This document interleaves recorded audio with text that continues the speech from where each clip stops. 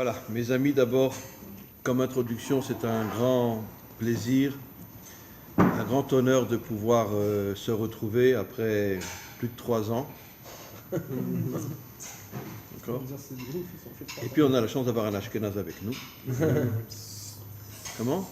Ça Moitié-moitié? rééquilibre. Ah non. Ah non, Ah non, tu non peux ça dire. rééquilibre. Tu peux dire, ça Voilà. rééquilibre. En tous les cas...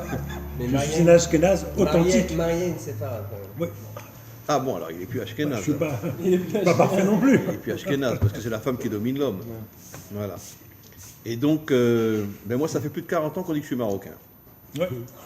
Pourquoi pas? Récemment, je rentre dans un taxi, et il me dit, tu es de Oujda, toi? Je lui dis, comment tu sais?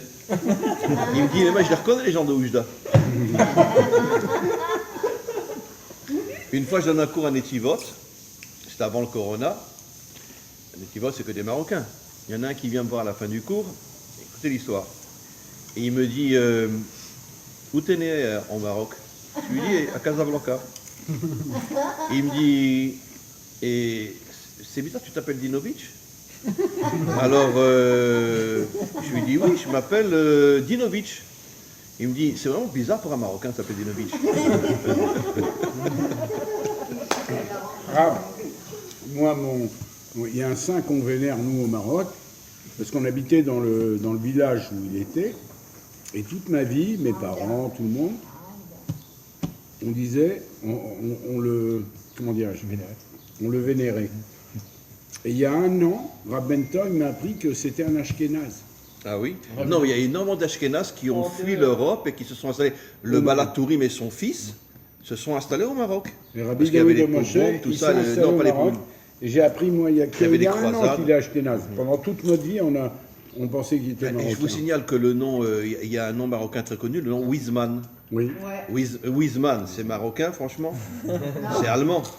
Mais il y a beaucoup d'Ashkenazim qui ont fui l'Europe et qui se sont installés en Maroc parce Ou qu'il y en avait les Tunisie pogroms, il y avait l'Inquisition, il y avait des tas de Il choses. s'appelle Wiesmann Israël. Wiesmann. Oui, Israël, c'est Wiesmann. C'est un Marocain. Voilà mes amis, on va commencer. Alors, comme je vous l'ai annoncé, vous avez le droit de ne pas être d'accord avec moi. Et ça prouve qu'on est des êtres humains authentiques. Parce que quand tout le monde est d'accord avec tout le monde, c'est des moutons. Mais quand on n'est pas d'accord les uns avec les autres, c'est la preuve qu'on est des êtres humains authentiques. Et donc, je vais revenir sur une notion que j'ai expliquée tout à l'heure. On va bien sûr parler du don de la Torah, qu'on n'a jamais reçu d'ailleurs, les premières tables qu'on n'a jamais reçues. On va en parler d'après le Zohar. Et reprenons maintenant le récit de la création. Comme ce que j'ai expliqué tout à l'heure, je veux rentrer un peu plus dans les détails.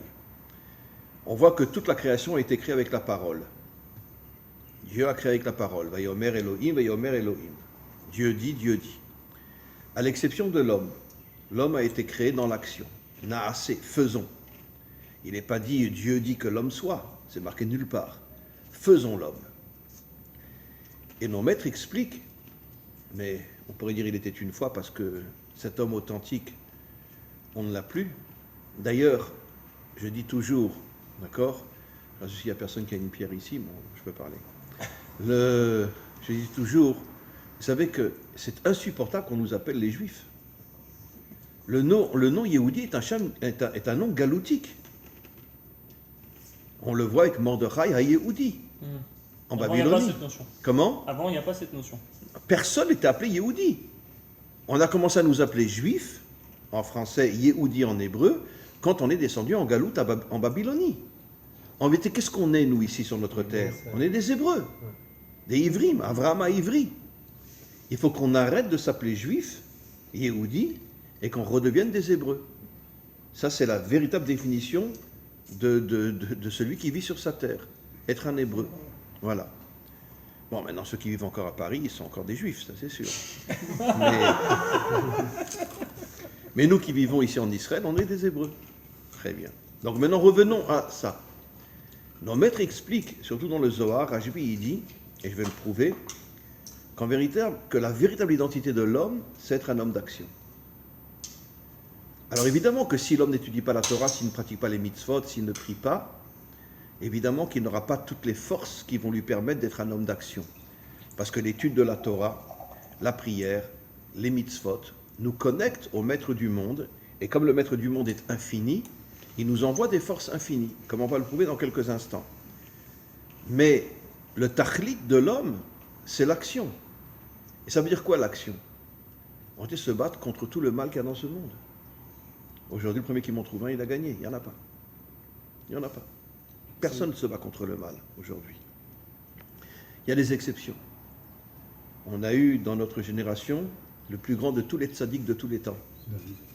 Comment il s'appelait? David. Non, dans notre génération. Ah, pardon. Je sais pas. Il s'appelait Moreno. Moreno. Vous avez entendu parler de Moreno? Emmanuel, Emmanuel Moreno. c'était copain de trucs, hein. C'était un homme très spirituel qui partait dans des missions que personne ne connaît. Je vais vous raconter une histoire que son père m'a racontée une fois il est venu à un séminaire, après malheureusement que son fils était mort. Et Moreno était un Français, un Marseillais, et c'était le plus grand tzaddik de la génération. Évidemment, personne ne va l'appeler tzaddik. On va appeler tzaddik ceux qui étudient toute la journée. Ce sont des gens très très bien, mais ce n'est pas des tzaddikim. Vous voulez que je vous apporte une preuve? Quel est le seul dans la Torah qui est appelé tzaddik? Yosef. Qu'est-ce qu'il a fait toute sa vie, Yosef? Il était dans l'action. Il était dans l'action toute sa vie. Il a dirigé pendant 80 ans, il a dirigé l'Égypte et il n'est jamais tombé. Vous savez ce que nos maîtres nous disent? Yosef a commencé à diriger l'Égypte, il avait 30 ans. Yosef était extrêmement beau. Quand il sortait dans la rue, toutes les filles lui couraient derrière. C'est dans le Midrash. Elle lui jetait de l'argent, lui disait viens chez moi. Il n'est jamais tombé. Il n'est jamais tombé. Il est resté 12 ans en prison. Combien Moursi est resté dans une prison égyptienne dans notre génération? 1 an et demi. Il est resté 12 ans en prison. Il était d'une beauté inimaginable. Tous les hommes lui couraient derrière pour le violer. Il a vécu des traumas inimaginables. Ne parlons pas de ce qui s'est passé avec Madame Potiphar, etc. Depuis l'âge de 17 ans jusqu'à l'âge de 110 ans, c'est un homme qui était constamment dans l'action. Pourquoi c'est le seul qu'on appelle tzaddik? Parce que le tzaddik authentique, c'est pas seulement quelqu'un qui étudie toute la journée. C'est pas seulement quelqu'un qui prie toute la journée. Le tzaddik authentique, c'est quelqu'un qui est connecté au maître du monde de toutes ses forces et qui est dans l'action et qui se bat contre le mal. L'exemple, David Ameller. Qu'est-ce qu'il a fait David Ameller toute sa vie? Un homme d'une spiritualité inimaginable, au point que nos maîtres nous disent Bechol makom alachak et David. C'était un géant dans la Torah, David. Mais toute la journée, qu'est-ce qu'il faisait? Il était sur un cheval avec une épée, il se battait contre le mal. Le Yesod de la Malchut. Yesod et Malchut, absolument. Yesod, la Torah, Malchut, l'action. C'est pour ça que je dis toujours qu'il faut absolument qu'on fasse une révolution. Il faut qu'on arrête de croire que quelqu'un qui étudie toute la journée, c'est lui, le juif authentique. Non, c'est faux. Le juif authentique, c'est celui qui agit et qui étudie. Et qui a une connexion avec Dieu comme ça aussi. Je raconte une histoire sur Moreno que son père m'a raconté. Un jour, il est revenu de mission, personne ne sait, il était avec quelques soldats, personne ne sait quelle mission il était. Vous savez que Moreno passait des fois des mois en Syrie tout seul, au Liban tout seul, en Iran tout seul, pour récolter des informations, etc.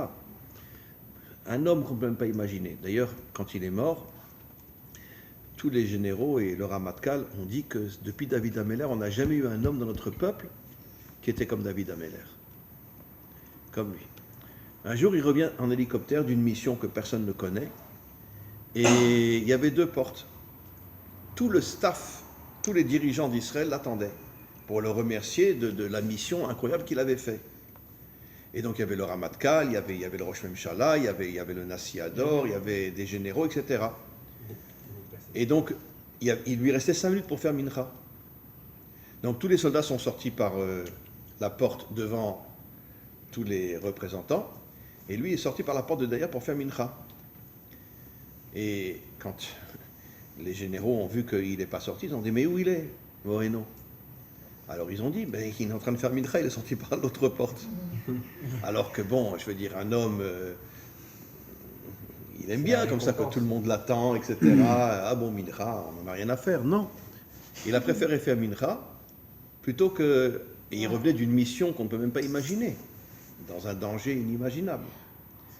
Ça, c'est l'homme authentique, celui qui réunit l'action contre tous les méchants de ce monde, et la spiritualité, David Ameller, Yosef Hatzadik, etc. Alors maintenant, revenons justement à cette notion que je vais expliquer un peu plus profondément, petit à petit. On sait que nos maîtres, nos vrais maîtres, et je m'excuse de le dire, aujourd'hui on n'a plus de vrais maîtres. Parce qu'aujourd'hui, nos maîtres, ils sont tous toute la journée en train d'étudier. Mais Rabbi Akiva, c'était pas un guerrier, Rabbi Akiva? C'est pas lui qui a lancé la révolte de Bar Korba contre les Romains? Et quand il s'est fait attraper, ils l'ont torturé à mort? C'était pas un guerrier, Rabbi Akiva? Pourtant, le Talmud dit Kol la Torah chez Béalpé, aliba de Rabbi Akiva. Toute la Torah chez Béalpé, la source est Rabbi Akiva. Donc ça veut dire que c'était un maître inimaginable. Mais d'un autre côté, il n'a pas hésité à demander à Bar Korba de se révolter contre les Romains. Et il était à ses côtés pour se battre lui aussi. Donc ça veut dire que Rabbi Akiva, le plus grand maître de tous les temps, était un homme d'action. Et Rabbi Shimon Bar Yochai, pourquoi il s'est caché dans la grotte pendant 12 ans? Pourquoi? Vous ne connaissez pas l'histoire? Les Romains? À cette époque-là, les Romains massacraient les Juifs. Tous les jours, c'était le sang, le sang, le sang, le sang, le sang. Hommes, femmes, enfants, nourrissons, etc. Et un jour, les grands maîtres d'Israël, dont Rabbi Yehuda bar Ilai, etc., ont décidé de se réunir dans un endroit secret pour essayer de voir si on ne peut pas faire un compromis avec les Romains pour qu'ils arrêtent de massacrer les Juifs. Et attention, c'était des gens bien, tous c'était des grands maîtres. Et Yehuda bar Ilai, il a dit, écoutez, il faut voir le bon côté des Romains. Et ils construisent des villes, ils construisent des maisons, ils construisent des routes, ils construisent des ponts, etc. Et Rabbi Shimon bar Yochai, quand il a entendu ça, il s'est levé, il a tapé sur la table, il a dit, mais vous êtes complètement fous. Ça veut dire quoi? Ils construisent des routes, mais pour y mettre des prostituées, des ponts pour prélever un impôt, etc. Ça veut dire que tout ce que Rabbi Yehuda bar Ilai a dit, il l'a complètement retourné. Et il a dit, on se battra jusqu'au bout, même si on doit perdre encore des milliers d'hommes, de femmes et d'enfants, on se battra jusqu'au bout. Et finalement, ces propos se sont échappés, ils sont venus aux oreilles des Romains, les Romains ont mis sa tête à prix, et c'est comme ça que lui et son fils se sont après enfuis dans une grotte pendant 12 ans, comme on verra dans quelques instants, et c'est là qu'il a découvert le Zohar, et il a eu des âmes qui se sont dévoilées à lui, l'âme de Eliyahu Hanavi, l'âme de Moshe Rabbeinu, et c'est comme ça qu'il a écrit le Zohar. Mais il n'est pas parti dans une grotte pour être un Kolelman. Il est parti dans une grotte parce que les Romains voulaient sa tête. D'accord? Et donc, non mais je sais qu'Yitzhak va changer après ce cours, c'est sûr. Prends un fusil et... Tu sais la révolution qu'il y a en ce moment dans le monde Haridi? Oui, au niveau de l'armée, ouais. Au niveau de l'armée, tu sais que moi j'étais rave à l'armée pendant des années. Ah bon? Et jusqu'au Corona. Bien sûr. J'étais rave à l'armée pendant des années. C'est-à-dire la révolution chez les Haridim, quoi. Ils vont à l'armée, Toute ça- la jeunesse haridite aujourd'hui va à l'armée. Ouais. Enfin, toute. Non, Là, les gours, les plus. belles, etc. Non. Parce que eux, ils sont vraiment enfermés dans une secte et voilà. Mais les litaïm, les sfaradim, n'en parlons pas. Les haridim, les plus nombreux qui vont à l'armée aujourd'hui, mais attention, ils restent tous haridim. Oui, oui. C'est les chabadniks. Ouais, le Chabad, je sais. Chabad. Mais eux, non seulement ils y vont comme soldats, mais après ils essayent de devenir officiers, etc. Et moi j'ai enseigné pendant 5 ans à l'armée, dans les unités combattantes, Givati, parachutiste, commando, et j'ai enseigné aux Haridim. Mais attention, c'est des Haridim comme ça, hein. Ah, musclé. Voilà, musclés. Mais attention, hein, quand arrive l'heure de Mincha, ils sortent leur chapeau, ils le mettent sur la tête. Hein. Ils ne prient pas avec une kippa ou avec le casque. Hein. Ils enlèvent le casque, ils mettent le chapeau sur la tête. Des vrais Haridim, avec des péotes, etc. Mais il y a une révolution dans le monde Haridi aujourd'hui, et moi, la première fois que j'ai vu ça, bon, ça remonte à 8 ans maintenant, parce qu'il y a eu le corona pendant 3 ans, et c'était... La première fois que j'ai vu ça, je vous dis sincèrement, j'ai pleuré. Ah, J'ai dit, mais c'est pas possible. c'est extra. Mais comment? Moi, je ne savais pas. Moi, on m'a envoyé à l'armée, enfin, je suis rentré, je suis rentré comme rave à l'armée, mais moi, je pensais que j'allais enseigner au Dati'im, Oh, Chabad. et ils m'ont envoyé enseigner au Haridim. Et quand j'ai vu ça pour la première fois, je vous dis, franchement, je me suis mis à pleurer. Je dis, mais c'est pas possible, mais qu'est-ce que les Haridim font là? Et puis, c'est des milliers, hein. Des milliers aujourd'hui. Toute la jeunesse Haridi a compris qu'il faut rentrer dans l'action, il faut rentrer dans le monde de l'action. Attends, attention, ils étudient, ils prient, ce sont des Haridim authentiques. Mais aujourd'hui, je peux vous garantir que les meilleurs soldats d'Israël sont d'Afka les Haridim. Bon, les Datim, les Oumim aussi, ça aussi, c'est des soldats inimaginables. Ça fait plus longtemps. Mais oui, bah, ils sont là depuis toujours. Mais les Haridim aujourd'hui, moi j'ai enseigné dans les parachutistes aussi, mais il faut voir les muscles qu'ils avaient, Ah ouais. parce qu'ils s'entraînent. Donc ils font des comment on dit, des mitkanim tous les jours. Bon, L'exercice. dans les camps d'armée, il y a des choses pour faire des exercices, etc. Mais c'est des gens musclés comme c'est pas possible. Mais Haridi. Donc on voit qu'il y a une révolution, qu'aujourd'hui la jeunesse Haridi commence à comprendre qu'ils ne peuvent pas être complètement déconnectés de ce monde. Et je vais vous raconter une dernière histoire aussi, et puis après on continue le cours. Quand j'ai commencé mes cours dans l'armée, j'ai dit la bêtise de ma vie. Alors en plein cours, je m'arrête comme ça et je leur dis, mais dites-moi, pourquoi vous êtes engagé à l'armée? C'est pour pouvoir après travailler et recevoir un petit peu plus d'argent que vous étiez Colelman. Il y en a un qui s'est levé, avec tout le respect, il m'a dit, Rav, pourquoi vous nous insultez? Non, on n'est pas rentré à l'armée pour pouvoir après travailler, parce que si quelqu'un n'est pas rentré à l'armée, c'est très difficile après de travailler en Israël. Il m'a dit, on n'est pas rentré à l'armée pour pouvoir travailler et recevoir de l'argent après. On est rentré à l'armée parce qu'on aime notre peuple et on est prêt à sacrifier notre vie pour lui. C'est beau. Comme ça, un Haridi m'a dit ça avec Péot et tout ça. T'as vu? J'étais époustouflé, je me suis excusé devant tout le monde. J'ai dit pardon, je ne sais pas ce qui m'a pris de vous dire une chose pareille. Je ne savais pas, excusez-moi, c'était tout au début quand je commençais à enseigner au Haridi. Mais en tout cas, donc on voit Rabbi Akiva, Rabbi Shimon Bar Yochai et combien d'autres. Maintenant, quand Rabbi Shimon Bar Yochai est sorti de la grotte, qu'est-ce qu'il a fait? Ils ont brûlé. Il est rentré dans un kollel? Et pas du tout. Il est devenu maire de sa ville. Parce qu'au bout de 12 ans, les Romains l'ont lâché. Il est rentré, il est devenu maire de sa ville. Il a agi pour construire sa ville. Et vous savez ce que Rabbi Eliezer, son fils, est devenu? C'est dans le Talmud explicite. Il est devenu un officier de police pour se battre contre tous les méchants qu'il y a dans ce monde. Rabbi Eliezer, l'un des maîtres du Zohar, est devenu officier de police. C'est dans le Talmud. Qu'est-ce qu'on comprend de là? Que ces gens-là avaient tout compris. Ils avaient vraiment compris qu'on ne peut pas être un homme qui ne vit que dans des nuages spirituels. On doit agir, on doit être dans l'action. Ça, c'est l'homme authentique qui arrive à unir la force de l'âme et la force du corps. Ça, c'est l'homme authentique. Ouais. Donc, il sait que tu dois te mettre à faire du sport. Non, le sport, je fais. Comment? Le sport, je fais. Tu fais? Le sport à la maison, je fais. Oui, mais il faut faire du Krav Maga aussi. Le Krav Maga, Il a, c'est peu, genre. Rav, il a un bon. Et moi, j'ai fait des années du Krav Maga. Oui, non, j'ai fait, moi aussi, j'ai fait avec Eliaou. Bien sûr. Eliaou, Avec Eliaou? j'ai fait 3 ans avec Eliaou. Mais Ah, t'as fait du Krav Maga avec Eliaou? Oui, j'ai fait 2 ans. Il est revenu en Israël, ça y est. Ah, il est revenu, Il était après, pendant c'est tout le parti. corona, il était en France, maintenant il vient de revenir en Israël. J'ai fait 1 an et demi. On en avait parlé, je vous avais appelé parce que j'ai dit. Ah, magnifique, magnifique. Ben moi, un jour, il m'a donné un coup de poing, il m'a cassé une dent. Non, ouais, c'est ça ce que j'ai dit. C'est ça. Et il va sec. Il va sec. On continue, mes amis. Ah, ça fait tellement plaisir d'être avec vous, de temps en temps une petite blague comme ça fait plaisir. Et maintenant, on va revenir aux premières tables qu'on n'a jamais reçues. Puisque, comme vous savez, il y a eu la faute du veau d'or, et on n'a jamais reçu les premières tables. Moshe les a brisées. Dans le Zohar, il est dit que les premières tables étaient au niveau de la Bina. La Bina, c'est quoi? Nos maîtres disent la vin davar, mitor davar. Traduit dans un bon français, comprendre les secrets de la Torah. La vin davar, mitor davar. Comprendre le tort, comprendre l'intériorité de la Torah.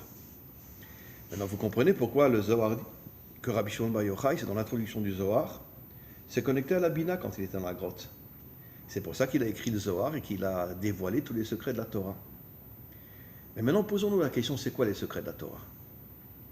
Aujourd'hui, 90% des Mekoubalim, d'accord, ils ont des ailes et ils sont en haut. Très bien. C'est pas ça les secrets de la Torah. Les secrets de la Torah, c'est quoi?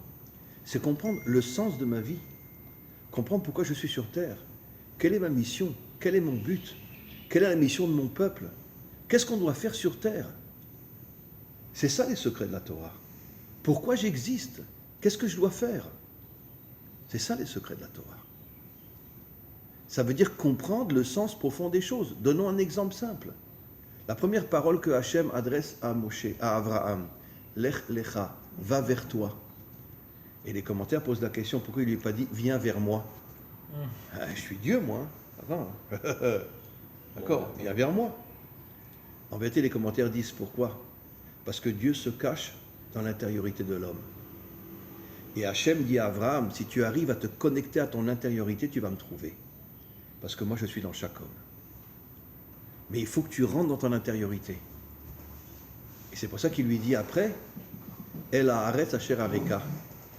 Va vers la terre que je t'indiquerai. Dans la même phrase, Lech lecha el haaretz asher areka. Et le Zohar dit quelque chose d'absolument incroyable, c'est à pleurer. Quel rapport entre rentrer dans son intériorité et la terre? La terre, c'est la matérialité. Et le Zohar répond, Rashbi répond, si un homme n'agit pas dans la matérialité, il ne rentrera jamais dans son intériorité. La matérialité, quand tu as un travail propre dans le monde matériel, ça va révéler ton intériorité. C'est pour ça que dans la même phrase, il lui dit, tu veux savoir que je suis en toi, alors connecte-toi à la terre. Pas connecte-toi au ciel, connecte-toi à la terre. Ça, c'est la vraie Torah. La Bina, c'est les secrets de la Torah. Et pas les secrets en haut, les secrets en bas. D'où on le sait.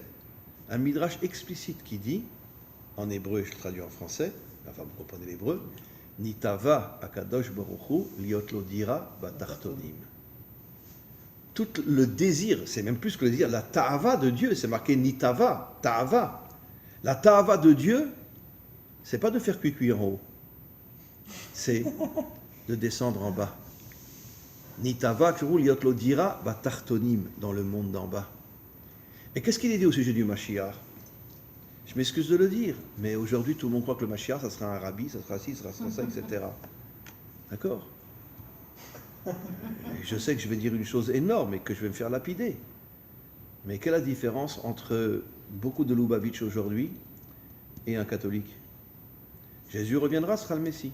Le rabbi reviendra, sera le Messie. Quelle est la différence? Quelle est la différence? Maintenant, si le rabbi revient que c'est le Messie, ça ne me dérange pas. D'accord? Mais pourquoi le dire? Pourquoi toute la journée dire Yechia, donnez-nous, morenu, verabenu, melech hamashiach, laolam vaed? Pourquoi? Pourquoi? On verra, t'en sais rien. D'où tu sais? D'où tu sais? Et d'où tu sais? Pourquoi? Pourquoi parler comme ça? Maintenant, c'est sûr que le rabbi, c'était un homme gigantesque. Il n'y a pas de mots pour le décrire. C'était le plus grand de tous les grands. Mais bien sûr, un géant. Un homme d'action, d'ailleurs. Vous savez qu'il a quand même appris, il a appris à la Sorbonne. Il est devenu ingénieur. Et que c'était quoi sa parnassa à New York? Il recevait les dons de tout le monde et il les prenait dans sa poche? Mais pas du tout. Il a construit des ponts et des routes à New York. Et il recevait de l'argent de ça. C'était un travailleur. Un travailleur. Je vais raconter une histoire absolument incroyable. Quand j'y retourne là au mois de juin, mais depuis le corona, j'y ai plus été, j'allais tous les ans à Montréal, et puis après aussi à New York, tous les ans. Et je connaissais là-bas quelqu'un, une femme qui connaissait, une Chabad, qui connaissait très très très bien la femme du rabbi. Bon, ça remonte à au moins 80 ans, d'accord? Vous savez que la femme du rabbi conduisait? Vous avez déjà vu une femme de rabbi qui conduit? Il n'y en a aucune au monde. D'accord. Elle conduisait. Je m'excuse de le dire. Pardon, madame la rabbinite, d'accord? Vous savez qu'elle fumait? Elle fumait. Et vous savez où elle travaillait? Vous savez où elle travaillait? Non. Dans une bibliothèque Goy. Oh. Tu vois? Un sacré guerrier, hein? Voilà. Vous savez qu'elle ne faisait jamais ses courses à Crown Heights parce qu'elle avait peur qu'on lui donne les choses gratuitement. Elle prenait sa voiture, elle allait acheter dans des quartiers Goy. Ouais. D'accord, où il y a des magasins cachers. Ça va, ouais. Mais Faut pas elle qu'on n'achetait parle pas à de Crown la Heights parce qu'elle avait peur que si elle achète à Crown Heights, elle va acheter une robe, on va lui donner gratuitement. Ouais. La nourriture, on lui donne Ah. gratuitement. Donc elle avait une voiture. Elle fumait Elle a travaillé toute sa vie dans une bibliothèque goy. Vous savez ce que le rabbi a dit quand elle est décédée avant lui? D'accord? C'est un Mahamar, on peut le trouver. Tout ce que je suis, tout ce que j'ai fait, tout ce que je suis devenu, c'est par le mérite de mon épouse. Et il a dit Chaya, elle s'appelait Chaya Mouchka. Ah Il a expliqué que Chaya, ça fait allusion au 4e niveau de l'âme et Mouchka au 5e niveau de l'âme. Et il dit, elle m'a donné les 2 plus hauts niveaux de l'âme et c'est grâce à elle que je suis devenu ce que je suis devenu. Mais son père, elle aussi, et c'est un grand. Ben oui, c'était le rabbi avant elle. D'ailleurs, quand elle a épousé le rabbi ne voulait pas devenir rabbi. D'accord? Et qu'est-ce qu'elle a fait? Elle l'a pris comme ça, elle m'a dit, si tu ne deviens pas rabbi, je te cogne. Le rabbi l'a dit très bien, d'accord, je vais devenir rabbi. Parce que c'est rare. Il est enterré à côté de son beau-père, avec Oui. son beau-père. Oui, Et mais- sa femme, en dehors Oui, il n'est du pas enterré à carré. côté de sa femme, effectivement. Mais d'un autre côté, avec ce qu'il a dit sur sa femme, que tout ce qu'il a fait dans sa vie, tout ce qu'il est devenu, tout ce grâce qu'il à était, elle, ouais. c'était grâce à elle. Pourquoi? Mais comment est appelée la femme? Le roi Salomon, comment qu'il appelle la femme? La couronne de l'homme. Ah, Teret Bala. Ah, Teret Bala. J'ai peur, j'ai dit, putain, c'est Et donc c'est elle qui fait de lui un roi. On t'a compris, Et qu'est-ce que nous Victor. disent nos maîtres? Comment? Victor lui a dit. Mais bien sûr, vous êtes la couronne de votre mari. Et la couronne fait de l'homme un roi. C'est pour ça que t'as la grosse tête. D'accord? Et maintenant, c'est quoi un roi, disent nos maîtres? Peut-être, Meler Poretz Geder la Sotlo Derer. Le roi, c'est pas le roi, le Tariq qui est assis sur son trône avec une couronne sur la tête. Le roi, Rabbi Shimon Bar Yochai dit Kol Bnei Israël Bnei Melachim Em, on a tous une étincelle de roi en nous. Et c'est quoi le roi? Celui qui défonce tous les obstacles pour se frayer un chemin. Il n'a peur de rien. Même s'il peut le contourner, il ne le contourne pas. Il le défonce. Mais C'est pour la quelle définition raison il d'un a roi. voulu être enterré à côté de son beau-père? lui encore il est là-dessus. Sincèrement, je ne sais pas. Sincèrement, je ne sais pas. Sincèrement, je ne sais pas. Mais j'imagine peut-être que parce que... Moi, je crois qu'il vénérait son beau-père. Hein. Oui, non, ça c'est Il sûr. a un grand respect pour lui. Mais son beau-père était un géant. C'était un en tant géant, que- en voilà, tant c'est que ce qu'on m'a rabbi. dit. C'était un géant, évidemment. Bah, de toute façon, toute la lignée des Chabad, c'est des géants. Et le J'ai rencontré Balatania, 2 c'est... fois, moi. Oui. Non, c'est sûr que c'est des géants. Toute la lignée Chabad, c'est des géants. Mais maintenant, revenons sur le Mashiach. Il y a un verset explicite qui dit Ish tsemar ou mitartav yitzmar. Un homme qui poussera à partir du bas. Donc ça ne peut pas être un rabbi, ça ne peut pas être un tzaddik. Il viendra de tout en bas. Ish tsemar, un homme qui sera comme une plante, C'est marre. ou mitartav yitzmar. Et il viendra de tout en bas. Ça veut dire qu'en vérité, le Mashiach, c'est un homme qui va venir du peuple, qui va se dévoiler au milieu du peuple et qui va monter. Mais au départ, il viendra tout en bas. C'est pour ça qu'on l'appelle Tsemar, comme une plante, comme un arbre qui monte. D'accord? Donc il n'est pas né-orthodoxe. pour Comment? vous. Il n'est pas Non, à né-orthodoxe. mon avis, quand il était jeune, il mangera du jambon beurre, ça c'est sûr. J'ai eu une chance alors. Comment? Ah bon? Ah, monsieur mange du jambon beurre. Ah, le jeune, Il mangeait. oui, bien sûr. Mais moi, j'en ai mangé jusqu'à 15 ans. Ah ouais? Oui, moi, j'ai fait tchouba à 15 ans. Ouais, moi, peut-être J'ai pas fait jusqu'à tchouba à 15 ans. 15 ans. J'ai dû arrêter avant, mais... Non, mais mes parents n'ont pas connu leurs parents. Les parents de mes parents sont morts à Auschwitz. Oh, je suis- Et ma mère a été cachée dans une famille catholique, près de Paris.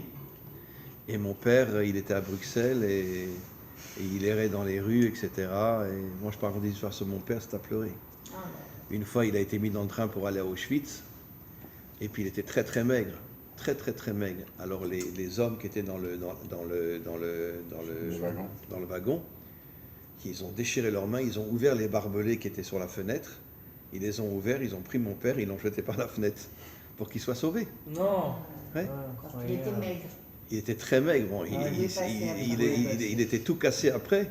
Il a rampé jusqu'à un village belge Mon Dieu. et ils l'ont sauvé, ils l'ont guéri, etc. Comme Il y les a mecs une autre- du wagon, ils s'en sont sacrifiés au moins que lui il puisse sortir. Mais ouais, il ne voulait pas qu'il puisse aller à Auschwitz. Et il y a une autre histoire aussi. Une fois, les Allemands, ils ont entouré le ghetto dans lequel se trouvaient les Juifs à Bruxelles. Et mon père, il était tout seul. Il avait déjà perdu ses parents, il avait perdu la moitié de ses frères et sœurs, etc. Il a eu juste 2 sœurs qui ont survécu. Et donc, il a regardé les nazis qui entouraient le ghetto. Et il a essayé de repérer un homme qui, d'après son âge, pourrait avoir des enfants et peut-être pourrait avoir pitié de lui. C'était tous des nazis. Hein. Il en a repéré un. Alors il s'est faufilé, il a été vers lui, et puis il lui a dit, Bérémès lui a dit, parce que mon père parlait l'allemand, enfin yiddish, donc l'allemand, et il lui dit, t'as pas une cigarette? Il lui dit à l'allemand, il risque sa vie, il peut le prendre, lui tirer une main dans la tête. Et l'allemand, c'est possible, il dit, dépêche, dégage. Un nazi a sauvé mon père. C'est incroyable. C'est beau. Et donc, voilà, donc il y a des histoires absolument incroyables. Non, mais il y a des gens... Mais mes parents étaient très... Mon père est arrivé en Israël en 1946, il a fait la guerre d'indépendance. C'est lui le fondateur du kibbutz Mishmar HaNegev, qui est à côté de Netivot. Ouais. C'est lui qui a fondé ce kibbutz-là. J'ai fait mon service un groupe. militaire là-bas. Eh ben, mon père, c'est lui le fondateur du kibbutz Mishmar HaNegev. Incroyable. C'était un groupe de C'est à Belges qui 15 l'ont fondé. km de Beersheba. Incroyable, absolument. C'est juste à côté de Beersheba. Par contre, Et donc ma mère est arrivée en Israël en 1948, et ils se sont connus au kibbutz, et ils se sont mariés au kibbutz. Mais mes parents étaient très très très sionistes, mais pas du tout religieux. Ils n'ont pas reçu d'éducation juive, non, c'est ça. pas d'éducation juive. Et donc, on mangeait un peu n'importe quoi, des escargots, C'est des ça, moules, et des voilà. escargots. Mais on était très juifs sionistes, quoi. Oui. Et on mangeait n'importe quoi. Ah, là-bas, il était armand. Ouais, Mishmar HaNegev. Voilà. C'est fou. Et moi, j'ai fait tchouva grâce à la guerre de Kippour. Pourquoi? Parce que depuis j'avais l'âge de 10-11 ans, mes parents m'envoyaient juillet et août dans le kibbutz où ils avaient vécu. Là-bas, oui. Et moi, je fréquentais les enfants des amis de mes parents. Et je fréquentais, quand j'avais 15 ans, je fréquentais les enfants plus grands, qui avaient 16-18 ans, 17-18 ans.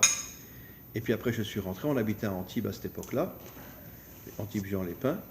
Et je suis rentré, et puis il y a eu la guerre de Kippour. Et les copains avec qui j'avais fait les 400 coups, ils les ont envoyés dans le Sinaï, et beaucoup sont morts. Et donc, leurs parents ont téléphoné à mes parents pour dire qu'ils avaient perdu leur fils. Et quand moi j'ai appris ça, ça m'a bouleversé. Je fréquentais que des goïms, moi, à Antibes. Je ne savais même pas qu'il y avait des juifs à Antibes. Ah, là, là. Je ne savais pas. Et à ce moment-là, j'ai commencé à faire teshuva.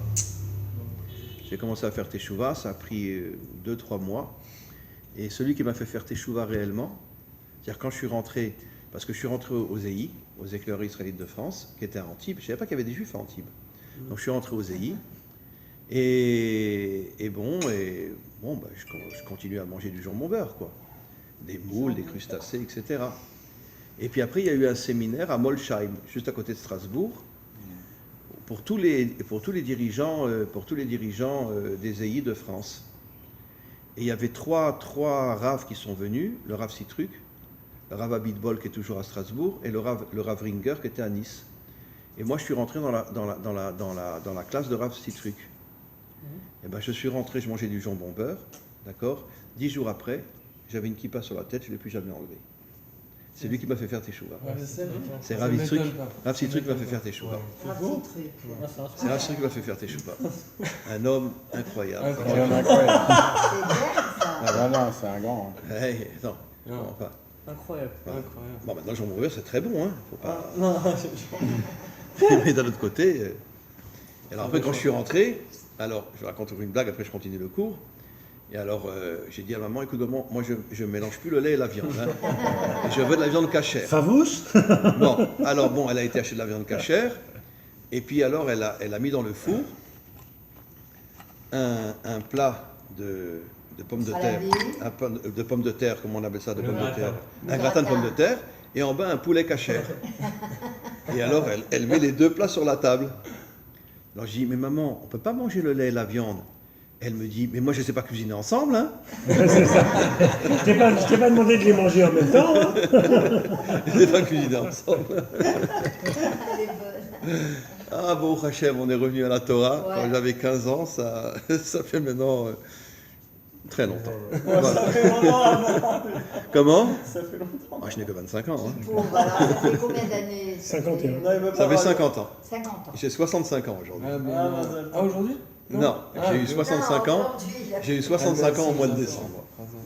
Voilà. 65 ans. Bon, je ne les fais pas, hein. Vous ne les faites pas. Non, vous le faites Non, pas. non, pas du Mais tout. quand vous avez raconté l'histoire sur le stapler, j'avais calculé et vers 85, je suis tombé sur ces chiffres-là, j'ai dit je suis pas sûr. Non, j'ai 65 ans aujourd'hui. Moi, ça, il ne faut pas l'enregistrer. Oh, j'ai un peu de barbe blanche quand même, non? Non, pas encore. Bon, on Ouais, continue. moi, je C'est la Torah qui. Moi, je trouve que rajeunissez. On continue. Bon, très cher. Donc en vérité, les premières tables sont au niveau de la Bina. C'est pour ça qu'on dit que Rajvi était au niveau de la Bina et que dans la grotte, il a découvert tous les secrets de la Torah. Mais comme j'ai expliqué, quand ils sont sortis, Rajvi est devenu un homme d'action, il était maire de sa ville, son fils est devenu un officier de police. Vous imaginez un Mekoubal qui devient officier de police, un vrai Mekoubal qui devient officier de police jusqu'à la fin de sa vie. Parce que tous les deux avaient compris que l'homme a été mis dans ce monde pour agir dans ce monde, agir dans le bien dans ce monde. Et malheureusement, les premières temps, on ne les a pas reçues. On ne les a pas reçues. Et vous savez que quand Hachem les a proposées à Israël, elles ont été proposées pas seulement à Israël, aussi aux 70 nations. 70 nations adamiques, pas à ceux qui ne sont pas adamiques. Maintenant, je vais juste vous rapporter une preuve qu'il y a la majorité de ceux qui sont sur Terre ont une apparence humaine, mais ne sont pas des adamiques. Quand je dis qu'ils ne sont pas adamiques, c'est-à-dire qu'ils ne sont pas des descendants d'Adam et Ève, ça ne veut pas dire forcément qu'ils sont méchants. Mais d'où on le sait, il y a une anomalie dans la Torah absolument incroyable. Chaque jour, Dieu a créé quelque chose. À l'exception des animaux, vous verrez qu'il y a des animaux qui ont été créés le 5e jour et des animaux qui ont été créés avant Adam le 6e jour. Pourquoi Dieu n'a pas créé tous les animaux le 5e jour? C'est la seule anomalie qu'il y a dans le récit de la création. Et nos maîtres disent, en vérité, les animaux qui ont été créés le 6e jour, on les appelle des animaux parce qu'ils sont complètement déconnectés de Dieu. Alors on les appelle des animaux. Comme ce que dit le Tanya, Nefesh HaBehemi. On a tous en nous une âme animale. Une âme divine, mais aussi une âme animale. Donc la Torah les appelle des animaux. De là, le Balatanya parle du Nefesh HaBehemi, l'âme animale, qui est dans chacun d'entre nous, qu'on doit dominer par l'âme divine. Mais on les appelle des animaux parce que c'était des créatures qui étaient complètement déconnectées de Dieu, qui n'avaient aucune possibilité de se connecter à Dieu. Donc ce n'est pas vraiment des animaux. C'est en vérité des êtres qui ont une apparence humaine, mais qui sont des animaux, qui vivent comme des animaux. C'est-à-dire en vérité uniquement le plaisir, l'argent, etc. Et rien d'autre les intéresse. Voilà, d'accord. Comme aujourd'hui on a vu dans le défilé gay à Jérusalem, j'ai regardé une petite vidéo, alors tu vois un homme qui parle comme ça, alors il est habillé en femme, d'accord, il a une robe, etc., etc., il parle comme une femme, et puis voilà, c'est un juif ça? Allez, arrêtons de rêver, c'est sûr que c'est pas un juif, impossible, impossible. Mais dans notre peuple, il y a 80% d'infiltrés, les 80% qui ne sont pas sortis d'Égypte, c'était des infiltrés. Et il faut savoir que ce n'est pas forcément parce que tu nais d'une mère juive que tu es juif. C'est ça. Il faut aussi que tu aies une âme juive. C'est Alors, vrai. pour Hachem, c'est l'âme qui fait de toi un juif, ce n'est pas uniquement le côté biologique. Voilà.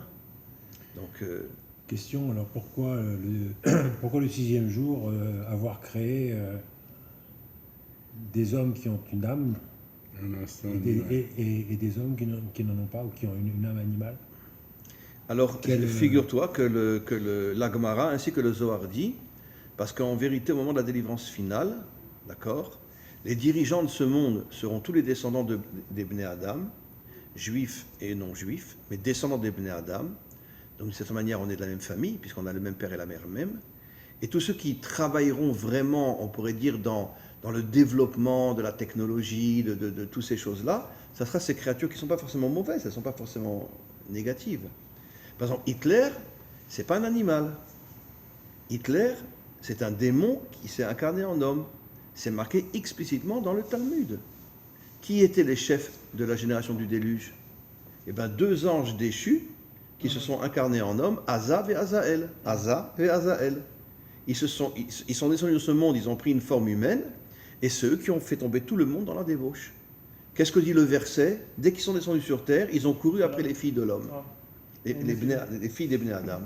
C'est des débauchés. Et ils ont emmené toute la génération dans la débauche. Donc c'était des démons. Donc c'est sûr que Hitler, Mengele et tous ces gens-là, c'est pas eux, c'est pas des créatures animales. C'est des démons véritables qui n'ont pas d'âme, qui n'ont rien, qui se sont incarnés dans... Voilà. Il y a une vidéo qui a duré quelques heures à l'époque de Daesh. Et après, ils l'ont enlevé, au bout d'une heure, ils l'ont enlevé. Vous l'avez jamais vu cette vidéo-là? Moi, malheureusement, je l'ai vue. Je suis devenu fou. C'est Comment? Non, mais je connais. Je Ouais. l'ai pas vu, mais Alors, je on connais. voit un type de Daesh d'accord, qui coupe la tête à un prisonnier. Après, il prend la tête et il la jette à ses enfants pour qu'ils jouent au football Ah oui, avec la tête du j'avais prisonnier. entendu aussi, voilà. Non, c'est une histoire vraie. Moi, je l'ai vu la vidéo. Ah là là. Et les enfants jouent au football avec la tête. Alors ça, c'est même pas un animal. C'est sûr que c'est un démon. C'est un démon. Comment qu'on peut donner une tête à des enfants pour qu'ils jouent au football? Et les enfants jouaient au football, ils tapaient dans la tête, etc. Ils jouaient au football avec. Ouais, ouais. C'est sûr qu'il y a trois sortes d'individus dans ce monde. Il y a beaucoup de démons qui sont tous les criminels de ce monde qui se sont incarnés en forme humaine. Il y a des créatures qui ne sont pas forcément méchantes, mais qui pour l'instant, jusqu'à la délivrance finale, sont complètement déconnectées de Dieu. C'est ce qu'on appelle tous les laïcs de ce monde. Et dans notre peuple, il y en a au moins 80%. Et pourquoi les prophètes parlent de Shérit Israël, le restant d'Israël? Vous connaissez le verset, le restant d'Israël? Les commentaires posent la question, pourquoi le restant d'Israël? Dit Israël. Et les commentaires répondent pourquoi? Parce que c'est pas parce que tous ceux qui s'appellent juifs sont juifs. Il n'y aura qu'un restant à l'intérieur du peuple juif qui sont de vrais juifs. Bon, ceux qui étudient, qui sont Mekayem Torah et Mitzvot, etc. Ou ceux qui feront Teshuvah. Il y en a plein qui feront Teshuvah aussi. D'accord? Une fois, moi, j'ai donné un cours en hébreu, j'ai un élève qui est venu me voir. Coucou. Je voyais même plus son visage, tatoué des pieds jusqu'à la tête. Oh là. Vraiment. Et pendant tout le cours, il n'avait pas de kippa sur la tête. Alors, à la fin du cours, il vient me voir, il dit, Rav, je peux vous parler? Je lui dis oui. Et il me dit, Rav, sachez que j'ai commencé à faire Teshuvah grâce à vos cours. Et il me dit, je suis désolé que j'ai pas mis de kippa sur la tête, mais je le sens pas encore. Et ça viendra. Donc, il m'a parlé de manière authentique. Voilà. Et il me dit, oui, comment? Oui, un juif de Tel Aviv, qui commence à faire Teshuvah. Et puis après, il me dit, je suis désolé, j'ai tellement de tatouages sur moi, mais je ne sais pas comment les enlever, ça va être compliqué, mais bon... Alors il me dit, bon, ben, je me couvrirai complètement et on verra plus mes tatouages. Ouais. mais bon, mais il m'a dit, je suis en talir de Teshuvah, je suis en chemin de Teshuvah. Donc, bien sûr qu'il y a des tas de jeunes qui font Teshuvah aujourd'hui aussi, évidemment. Donc c'est sûr qu'en vérité, c'est l'étincelle juive qui se réveille. Donc je continue. Donc on n'a pas reçu les deuxièmes tables, et les premières tables, pardon, et regardons quelque chose d'intéressant. Les premières tables ont été données le 3e mois, Nissan, Iyar, Sivan. Le 3e mois correspond à Yaakov, Avram, Yitzhak et Yaakov. Quelle est la tribu qui correspond à Yaakov? Tiferet. On va expliquer. Elles ont été données le 6 Sivan, Vav. Comment en hébreu s'appelle le Vav? Vav Achibour. Le Vav qui unit les choses, qui mechaber les choses. C'est donc Tiferet. C'est quoi Tiferet? L'union des contraires. L'union des contraires. Chesed et Gvura. Yaakov est arrivé à unir en lui la force de son père Abraham, le Chesed, et la force de son grand-père et de son père, Yitzhak, la Gvura, le Din. Maintenant, n'oublions pas qu'il s'est marié avec deux femmes qui étaient à l'extrême opposé. D'après le Zohar, Léa était une femme extrêmement spirituelle, qui était au niveau de la Bina, et Rachel au niveau de la Malchut, une femme guerrière complètement engagée dans ce monde. C'est-à-dire qu'il a épousé deux femmes qui sont à l'extrême opposé l'une de l'autre. Parce que qu'est-ce que c'est tout le but de Yaakov? Unir les contraires. Unir les contraires. Je peux vous raconter une histoire encore? D'accord? Moi j'ai eu la chance, le bonheur, vous savez sans doute ceux qui ont vu certains de mes cours, de connaître le chef prieur de la basilique Saint-Pierre au Vatican. Don Alberto. Voilà. Un homme, le plus grand homme que j'ai jamais rencontré dans ma vie. Pourtant, il était petit. Il était petite taille, voilà. Mais il est venu me voir pendant pratiquement 5-6 ans en Israël, juillet et août. Il est vivant encore? Non, et aujourd'hui il est sur une chaise roulante, il est très très vieux, il a 96 ans. Moi je l'ai connu quand il avait 96 ans. Ouais, Ah, donc il a fait le chemin très vieux. Non, mais attention, il a abandonné l'église et tout, hein. Il a tout Ça a abandonné. commencé avec les CD, il lisait vos cours, ils ont failli le dégager, ils l'ont menacé. En vérité, comment il a commencé à écouter mes cours? Parce que il connaissait une femme qui était qui était nonne dans des monastères pendant 50 ans. Ouais. Cette femme-là, je ne sais pas comment elle est tombée sur mes cours, elle a fait tchouva, aujourd'hui elle est juive, etc. Elle s'appelle Elisheva aujourd'hui. Et elle a fait tchouva complètement. Et elle, Mais pourquoi tu rigole comme ça. C'est énorme. Mais oui, elle était pendant C'est 50 ans, énorme. c'était une nonne. Elle a Une fait nonne. Teshuvah et aujourd'hui, elle s'appelle Elisheva, etc., une juive à part entière. Elle vit à côté de chez moi. Elle a envoyé des vidéos à Don Alberto. Lui, il est rentré à 17 ans, il est rentré à 17 ans au Vatican. Elle a piqué la merde. Et alors il a commencé à écouter les vidéos au Vatican. Alors un jour, il y a un cardinal qui vient le voir, il m'a raconté ça lui-même. Il me dit, vous savez, Don Alberto, hein, à votre âge, si un jour vous vous réveillez pas le matin, personne ne va poser la question. Pourquoi hein? Il a compris le remèze, il a arrêté d'écouter mes cassettes, mes cours au Vatican. Il les écoutait dehors à Rome chez un copain chez lui. Maintenant écoutez-moi, lui il parlait l'anglais, l'allemand, le français, l'italien, le latin, etc. Et il était professeur d'université à Rome. Tout en étant le chef prieur, De la basilique Saint-Pierre. celui qui organise toutes les prières dans la basilique Saint-Pierre. Il est rentré au Vatican à 17 ans. Moi, je l'ai connu, il avait 84 ans. La première fois qu'il vient me voir en Israël, d'accord, je suis arrivé un petit peu en retard, je lui ai dit, vous pouvez ouvrir la porte, attendez-moi dans le jardin de mon bureau, et j'arrive tout de suite, 5-10 minutes de retard. J'arrive, j'ouvre la porte, il me dit en français, restez à la porte. Je lui dis, pourquoi rester à la porte? Mais je veux vous voir. Il dit, non, restez à la porte. Il se lève. Il vient vers moi avec la tête baissée, Non. jusqu'à chez moi. Il me prend les mains et il me dit en français, au nom de l'Église catholique, nous vous demandons pardon pour toutes les horreurs et toutes les souffrances que nous vous avons imposées pendant 2000 ans. Est-ce que vous me pardonnez, Rav? Je lui ai dit, oui. Voilà. Et c'était la première fois que j'entendais une phrase pareille. Voilà. Parce que c'est un homme très important au Vatican. Il habite ici aujourd'hui? Non, il est toujours au Vatican, parce qu'au Vatican, tu n'as pas de pension. Si tu quittes le Vatican, tu n'as plus rien. Ah. Et donc, il est au Vatican, mais il a quitté l'église, etc. Et il vit dans sa chambre, tranquille, et il Voilà. étudie. Voilà. Mais c'est un homme qui est...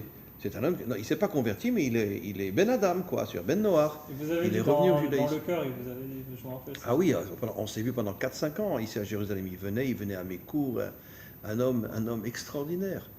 Un homme mais vraiment d'une authenticité, d'une véracité, au point qu'il a abandonné le catholicisme. Il a abandonné le catholicisme. Aujourd'hui, on pourrait dire c'est un Ben Adam, quoi. Il est un descendant de Adam et Ève. Il a tout abandonné.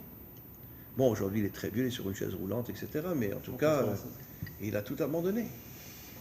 Et donc, on voit que la Teshuvah, elle est partout, finalement. La Teshuvah, elle est partout. Mais même les Ouais. Arabes qui sont convertis, non? C'est rare, C'est plus rare. rare, mais par contre, il y a beaucoup de musulmans qui aiment les juifs. Moi, j'ai beaucoup d'élèves musulmans. Ils sont musulmans hébraïques. Non, musulmans, Coran, etc. J'ai plein de musulmans qui me suivent sur mon site, plein, et qui m'envoient des mots, qui m'envoient, etc. Et des mots absolument incroyables. Mais vraiment, des Ça trucs fait absolument des incroyables. dizaines d'années. Même quand vous veniez à Paris, je me rappelle, il y avait toujours plein de... Ah ouais, surtout à Marseille. Quand j'allais des séminaires à Marseille, que des musulmans m'arrêtaient.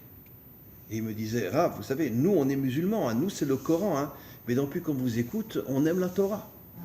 Voilà. Et mais combien de musulmans m'ont arrêté à Marseille, même, je vais raconter une autre histoire.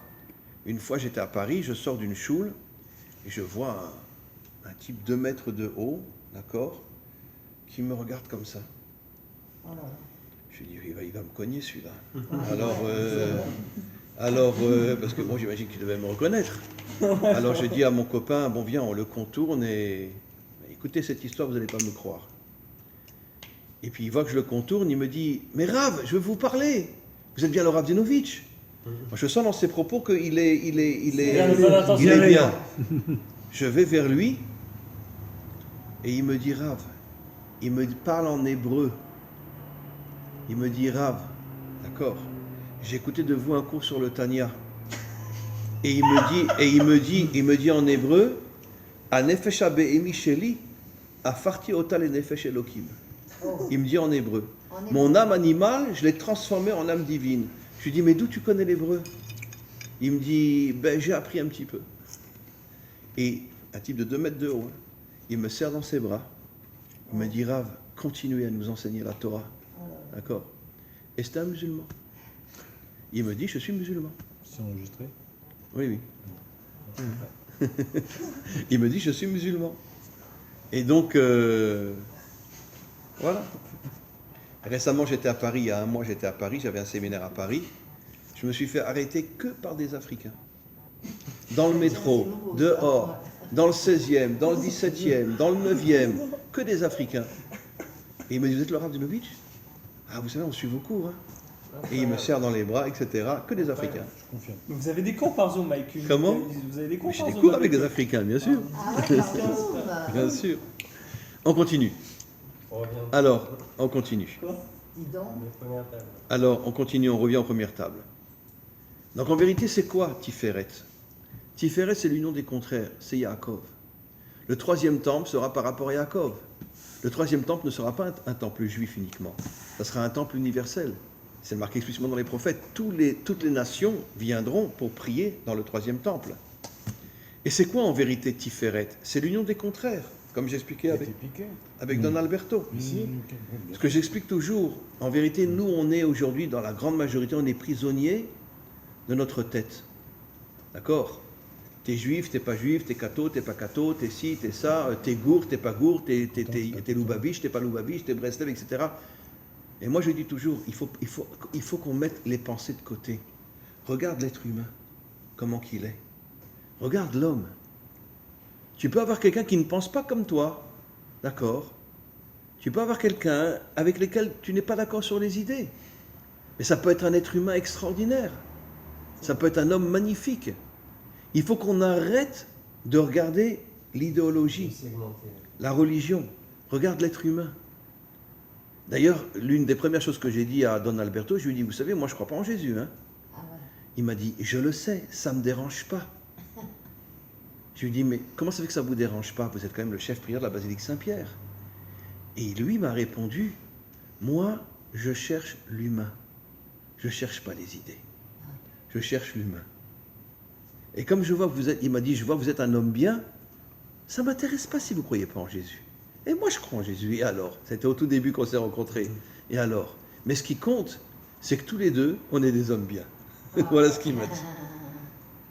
Et donc, c'est très important de savoir qu'en vérité, ce qu'on doit rechercher, c'est l'être humain. Et malheureusement, aujourd'hui, la plupart des gens vivent dans des sectes, dans des trucs, machin, je suis gourd, je suis belle, je suis ci, je suis ça. Il y a quand même un lien dans la Torah que de combattre les idées de l'autre. C'est-à-dire qu'il y a une limite à ce qu'on peut tolérer dans... Quand il dit qu'il croit en Jésus, c'est de la Vodazara. Oui, mais donc, ça n'empêche pas que ça peut être un homme très bien. Oui, je dis pas le contraire, mais je dis juste qu'on... C'est-à-dire on ne peut pas vivre avec cette non, je complaisance. suis d'accord avec toi. Mais la preuve, c'est qu'on a tellement discuté ensemble pendant 5 ans qu'il a tout lâché. Ouais, voilà. Il a tout lâché. Oui, il a pas été. Comprends? Non, je dis juste ça entre parenthèses pour ceux qui... Oui, non, évidemment que tu dois pas... Non, mais Oui. vous avez raison, parce que même Rabbi Nachman s'est raconté quand il arrivait à Ouman, il fréquentait des gens qui étaient anti-anti et il était avec eux. Mais bien sûr, Il mais changeait Rabbi avec Nachman eux. rentrait dans un café une fois par semaine, d'accord, où les Juifs avaient une prostituée sur les genoux, d'accord, et il était avec eux, c'est marqué, c'est Rabbi Nathan qui raconte ça, dans Yemé Mohoranat, il rentrait dans les cafés, C'est le livre des scoops. il cherchait les Juifs, il se mettait à leur table, chaque Juif complètement laïque, d'accord, avait une prostituée sur ses genoux, il parlait avec eux, etc. Il en a ramené plein comme ça. Il leur parlait même pas de Torah, pas forcément. Non. Même pas alors. Voilà. Il dit, comment ça s'appelle ta prostituée? Bah, c'est une Ukrainienne, elle s'appelle Lydia. Voilà. Mais comme ça, il les ramenait. Ça, c'est un homme authentique. C'est un homme qui a vécu dans l'action. De ramener des gens. Combien de gens il a ramené à la Torah, Rabbi Nachman? On peut même pas compter. Ramener les gens, c'est dans l'action aussi. Comment? Bien sûr, ramener les gens, c'est une action. C'est peut-être l'une des plus grandes des actions. Sortir les gens de leurs fautes et les ramener vers la Torah. Vous savez, il y a une histoire comme ça qui raconte ces deux rabbinim qui se rencontrent. Et puis le premier, il dit, oh, je vais te raconter une histoire, c'est ce que j'ai fait la semaine dernière. J'ai rencontré un pilote de chasse, ici en Israël, hein, et je suis arrivé à le convaincre de quitter l'armée et de rentrer dans un kollel. Qu'est-ce que tu penses de ça? Vous avez dit ça à vous? Non, c'est une grave. histoire. Non, c'est le deuxième qui m'a raconté cette histoire-là. L'autre, il lui répond pas, il lui dit, tu sais ce que moi j'ai fait la semaine dernière? J'ai rencontré un pilote de chasse. Je suis arrivé à le convaincre de rentrer des livres de Torah dans son avion. Alors, lequel des deux a raison? Eh bien, le deuxième, forcément. Bien sûr. Parce que je ne cherche pas à le sortir, parce qu'un pilote de chasse, il protège l'armée d'Israël, il protège Israël. Mais par contre, il est arrivé à lui faire rentrer des livres de Torah dans son avion. Dans son avion. Alors que l'autre, il l'a sorti de l'armée, il le met dans un kollel. Vous comprenez? Donc le deuxième est beaucoup plus grand que le premier. Parce qu'il a tout compris. Il a compris que le but n'est pas de déconnecter l'homme de la réalité. Le but est de faire rentrer la Torah dans l'endroit où l'homme se trouve. Là où il se trouve, ouais. Voilà. Alors je continue.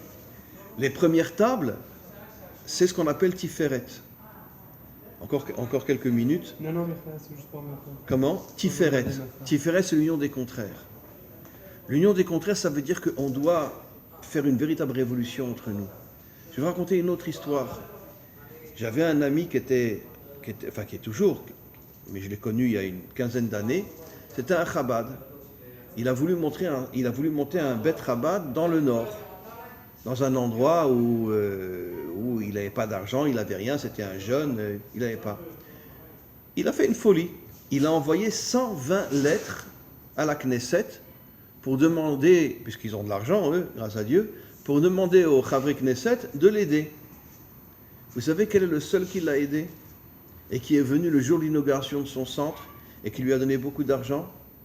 Yossi Sarid, le chef du Meretz.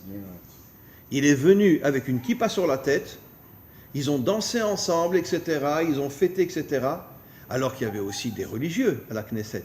Ouais. Personne ne lui a répondu. Incroyable. Le seul qui lui a répondu, qui lui a donné de l'argent, c'est Yossi Sarid. C'est bien. Yossi Sarid, c'était un gars très bien.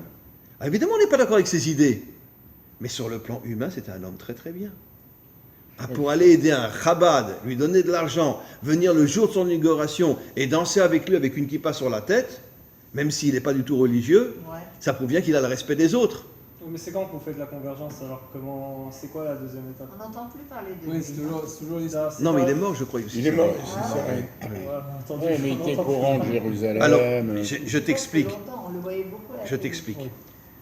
Ou elle est où la Tu, frontière? tu as le droit, même le Non, devoir. c'était la première étape. La deuxième étape, c'est quand La deuxième étape, tu dois parler avec la personne, mais pas le repousser. Non, bien sûr. Tu sais ce que disent nos maîtres? Je pense que tu le sais très bien. La femme est appelée Ezer Kenegdo. Ça veut dire elle t'aide, mais elle est contre toi. Kenegdo, elle est contre toi. D'accord? Par définition. Ça fait 2 fois dans la semaine. Comment? Quoi, Esia Je dis, ça fait 2 fois dans la semaine pour parce que le cours de vendredi, si je le fais que. Ah. Elle est Ezer Kenegdo. Qu'est-ce que disent nos maîtres sur la femme? Dans le Talmud, un homme doit aimer sa femme comme lui-même et la respecter plus que lui-même. Et nos maîtres posent la question, ça veut dire quoi la respecter plus que soi-même? Et nos maîtres répondent, même si elle te contredit, même si elle n'est pas d'accord avec toi, même s'il y a des tensions entre vous, respecte-la. Tu sais pourquoi? Parce que pourquoi Dieu t'a donné justement quelqu'un qui n'est pas forcément ta boniche et qui n'est pas constamment en train de faire bé? Pourquoi? Pourquoi? Justement pour que vous deux, vous trouviez l'unité. L'unité, c'est pas l'uniformité. On n'est pas d'accord, mais il y a une chose qui est sûre, on ne se séparera jamais. Bah alors, les vrais maîtres aujourd'hui, ils disent jamais de divorcer. Il y a une Kabbalah on doit bassaler de jamais dire à un couple de divorcer. Oui. Sauf s'il y a une raison. Oui, enfin, il y a une histoire dans le Talmud, elle est grave. Je sais pas. Sa femme, c'était une Ouh, folle. Une mais- folle. Mais il est resté avec. D'accord, mais justement, elle venait, il était devant tous ses élèves, elle venait en plein cours, d'accord, elle le prenait, elle le claquait, elle le traitait de tous les noms devant tous les élèves. Après, elle sortait. Un jour, il y a un élève qui se lève, il dit, mais Rav, mais divorce-la déjà. Mais oui. La divorcer? Non.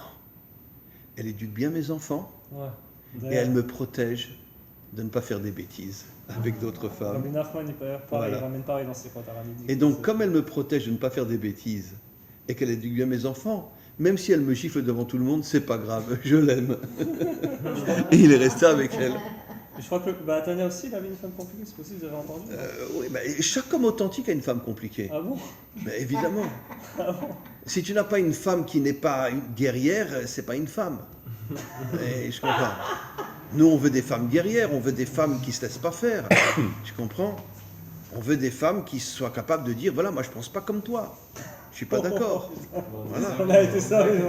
Ah, on a été Comment? Le Frida Akadosh, On il est tous dit, servis à j'ai entendu ça il n'y a pas longtemps, il disait que dans Parashat Bereshit, il dit tu veux savoir ce qu'Hachem il pense de toi, regarde ce que ta femme elle pense de toi. Bien sûr. Le Frida, Tout ce que Sarah te dit, écoute sa voix. Ouais. Hachem a dit ça à Abraham. Kol ma she'omar lecha Sarah shma bekola. Écoute Sarah. Comment c'est possible que de dire à Abraham, écoute Sarah? Vous savez ce que Rachid dit? Que Sarah était une plus grande prophétesse qu'Abraham. C'était une plus grande prophétesse qu'Abraham. Elle était beaucoup plus grande que lui, dans la connexion avec Hachem. D'accord? Moi, il y a une chose qui jusqu'à aujourd'hui je ne comprends pas. Mais j'ai quand même trouvé une solution. Comment nous, les hommes, on a le culot tous les matins de dire Shelo Asani Isha? Alors que Shlomo dit que la femme, c'est la couronne de l'homme. C'est elle qui fait de toi un homme. C'est elle qui fait de toi un guerrier. Elle a dit chez Hassani Kirtsona. Comment? Elle Et a elle, dit- elle dit, tu vas faire selon ta volonté en Moi, je sais plus. pourquoi. Donc c'est pourquoi- Alors? Parce que pour qu'une couronne, elle ait réellement sa raison d'être, il faut une tête pour la mettre dessus. D'accord. Oui, alors c'est très juste ce qu'il dit. Ouais. Chez Loasani Isha, moi je comprends, je n'ai pas mérité d'être une femme. Oui, c'est ce que je Ah bon? Bah, c'est comme ça que je comprends. Ah, c'est un tsidou, Mais- c'est une sorte de tsidou. Voilà, comme on mais dit. moi je comprends encore mieux que ça. Chez Loasani Isha, on peut le comprendre d'une autre manière. Qu'un homme ne se comporte pas comme une femme. C'est ce que j'ai compris. moi. Voilà, moi c'est comme ça que je comprends. Chez Loasani Isha, mais ça veut rien dire chez Loasani Isha. Évidemment que je ne suis pas une femme.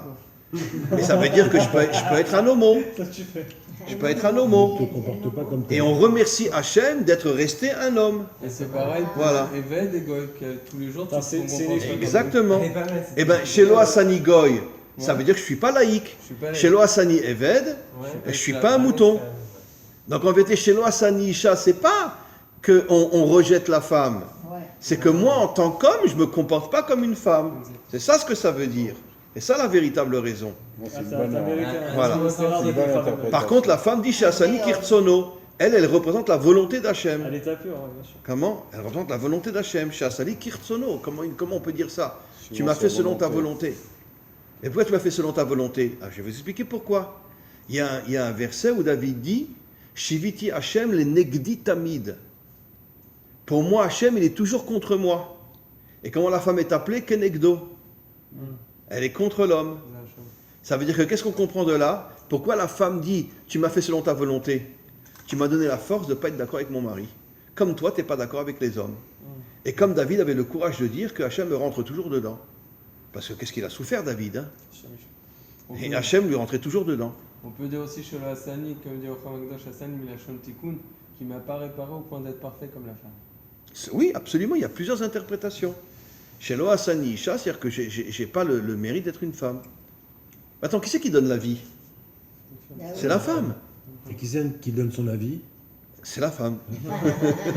Elle donne la vie et son avis. Et c'est vraiment grave parce que. Non mais attends, mais vous vous rendez compte? Nous, qu'est-ce qu'on est les hommes? On donne la vie, nous? Qui donne la vie? Qui transforme la graine en vie? C'est la femme. Ça veut dire qu'elle a un niveau infiniment supérieur. Et nos maîtres disent que la délivrance finale viendra par le mérite des femmes. Aujourd'hui, vous rentrez dans un cours mixte. Vous avez 3 hommes, 50 femmes. Ben oui. Mais aujourd'hui, il y a beaucoup plus de femmes dans les cours mixtes que d'hommes. C'est vrai. Il y a beaucoup On voit que les femmes se réveillent, elles prennent conscience qu'elles ont un rôle inimaginable aujourd'hui. Je continue encore 5-10 minutes, d'accord? Oui. Et sur l'histoire, donc, les premières tables, c'est Tiferet. C'est l'union, c'est l'unité. C'est pour ça que qu'est-ce qu'on dit au moment de la délivrance? Bayomaoui Hashem Echad ou Shmo Echad. Maintenant, ce que vous ne savez pas, ou si vous le savez peut-être, qu'est-ce que dit Rashi? Il coupe le Shema Israël en deux. Il dit Shema Israël Hashem Elokeinu. C'est nous qui le disons. Hashem Echad, c'est les Umot qui le diront. C'est elles qui diront Hashem Echad. Je savais, non? Ça veut dire elles auront un réveil et comprendront qu'en vérité que le seul vrai Dieu, d'accord, il n'y a plus de Jésus, il n'y a plus rien, c'est Hachem qui est le roi sur toute la terre. Mais Parce que c'est ça là, Voilà. c'est quand même eux, ils le reconnaîtront. Bien sûr, eux le reconnaîtront. C'est eux qui diront Hachem Echad. Donc les premières tables, elles étaient censées nous faire entre nous des énergies qui nous poussent à l'unité. Qu'on ne rentre pas dans un mouvement, qu'on ne rentre pas dans une secte, qu'on ne rentre pas dans... Attention, il faut respecter tous les tzadikim. Moi je vous dis franchement, je ne peux pas vivre sans le Rabbi Lubavitch, sans le Rabbi Nachman de Breslev, sans le Rav Kook et quantité d'autres. Mais je ne rentre pas dans un mouvement. Parce que je ne veux pas m'enfermer dans une prison. Oui, oui, oui. Voilà. Et donc il faut respecter tous les tzadikim, mais il ne faut absolument pas rentrer dans un mouvement. Ça c'est très important, parce que le mouvement, il t'enferme. Le contrat.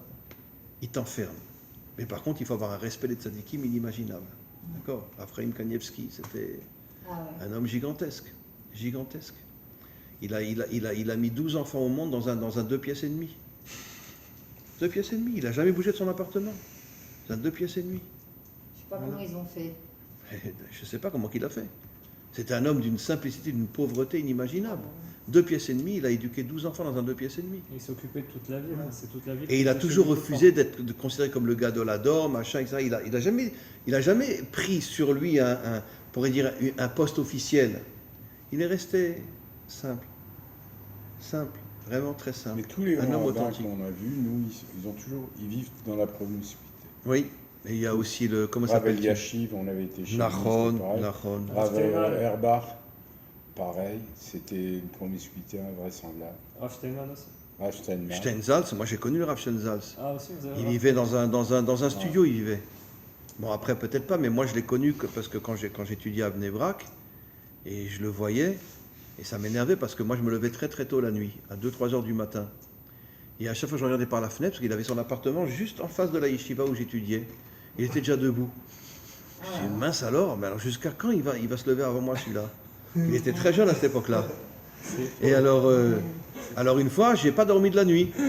J'ai regardé par la fenêtre, non plus, il était toujours là. Eh, pardon. Il était là aussi. J'ai dit, mais mince alors, mais il dort pas celui-là. Ben, c'était un géant, Rav Il a ouvert Steinman. le Talmud, hein, Comment c'est lui. Mais d'un autre côté, regardez pourquoi c'était un homme authentique, Rav Steinman. Qui c'est qui a créé la première unité de soldats Haridim? C'est Rav Steinman. C'est lui. C'est Rav Steinman. Il a C'est raison. lui. C'est lui. Ce qu'on appelle Netzar Yehuda.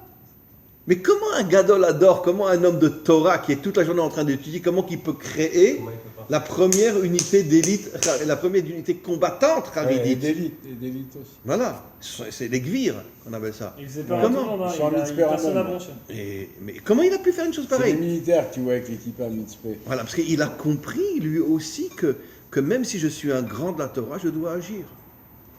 Alors mes amis, je voudrais terminer. Vous savez qu'il y a un verset qui dit Ki mitzion tetse Torah.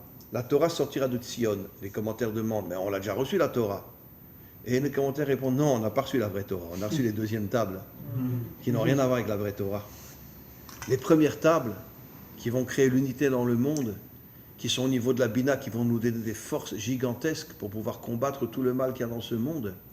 Les premières tables, c'est le Mashiach qui va nous les redonner. Amen. C'est pour ça que Kimi Tzion. Mais maintenant, je termine, regardez. Tzion, Gematria Yosef. Yosef Hatzadik. Kimi Tzion Tetse Torah, pour nous faire comprendre que l'homme authentique, l'homme de la délivrance, c'est celui qui arrivera à réunir le monde d'en haut, le monde d'en bas, l'âme et le corps, la puissance de l'âme, la puissance du corps, comme Yosef, qui était un véritable guerrier, tout en étant un homme d'une spiritualité inimaginable. Ça, c'est l'homme authentique. Alors, mes amis, pour conclure ce cours, d'accord, on doit prendre sur nous d'être des gens d'action. Bien sûr, il faut travailler, etc. Mais essayer de voir qu'est-ce qu'on peut faire. On va se revoir, bien sûr. Qu'est-ce qu'on peut faire pour, même si ce n'est qu'un millimètre, mais il faut qu'on décide de prendre sur nous une action dans ce monde qui ne soit pas uniquement une action spirituelle, mais une action concrète, dans le but, justement, de faire avancer le monde. Ça, c'est quelque chose que nous devons prendre sur nous. Et si nous arrivons, alors on pourra dire qu'on recommence à être des hommes authentiques. Ouais. Voilà. Merci Ravelo. C'est ça qu'on va voir. Ah, merci beaucoup. En tout cas, moi.